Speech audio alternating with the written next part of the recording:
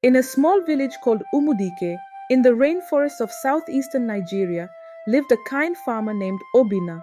He was a hard worker, honest, and always willing to help others.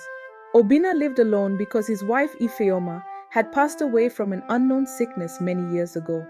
They didn't have any children, and this made Obina feel very lonely, like he was carrying a heavy weight in his heart. The villagers often whispered about the nearby forest known as Nkwa Forest, a dense, impenetrable woodland that was said to be cursed.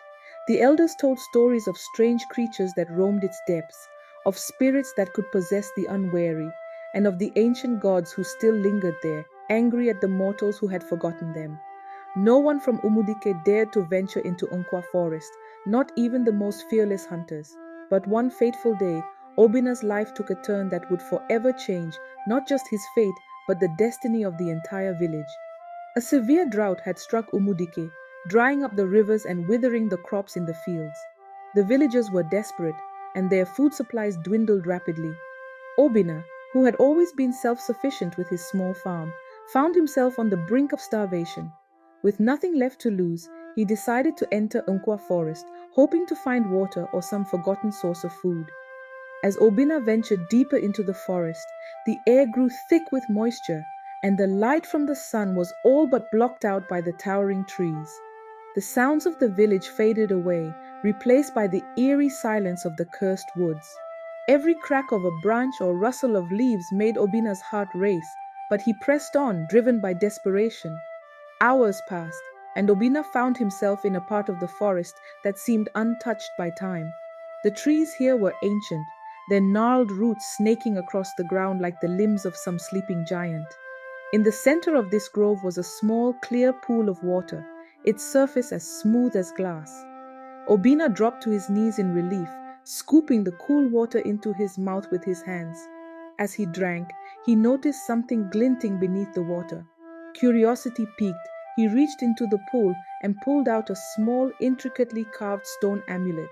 The amulet was warm to the touch, and as Obina held it, he felt a strange sensation wash over him, a sense of being watched. Before he could react, the ground beneath him trembled and the pool of water began to bubble and churn.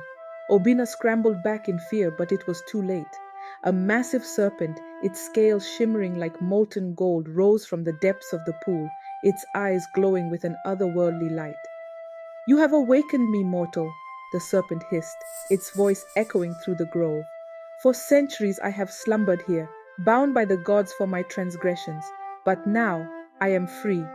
Obina could only stare in horror as the serpent coiled around him, its immense body crushing the very air from his lungs.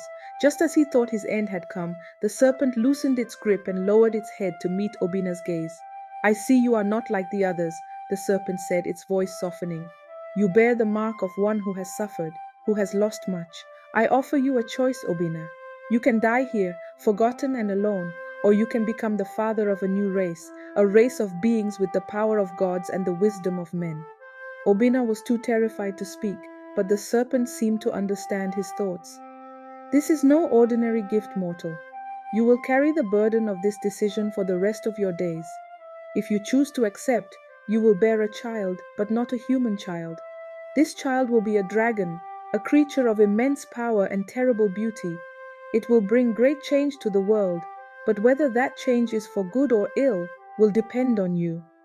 The serpent's eyes gleamed with a mixture of pity and amusement as it watched Obina struggle with the decision. Finally, with a trembling voice, Obina spoke. "I have nothing left in this world. If this is my fate, then I accept it." The serpent's laughter rang through the forest, a sound both joyous and terrifying. "So be it, Obina of Umudike. You shall bear the dragon. But remember this, the path you have chosen is fraught with danger. Guard your heart, for it will be tested in ways you cannot imagine." With that, the serpent disappeared into the pool, leaving Obina alone in the grove. The amulet, now cool to the touch, remained in his hand. As he stumbled back toward the village, Obina felt a strange warmth growing in his belly, a warmth that filled him with both dread and a strange sense of purpose. Thank you for watching. Do not forget to like, share, and leave me a comment in the comments section. Also, Do not forget to subscribe to my channel and click on the bell notification button to get notified when I upload the next part of this story. Bye for now.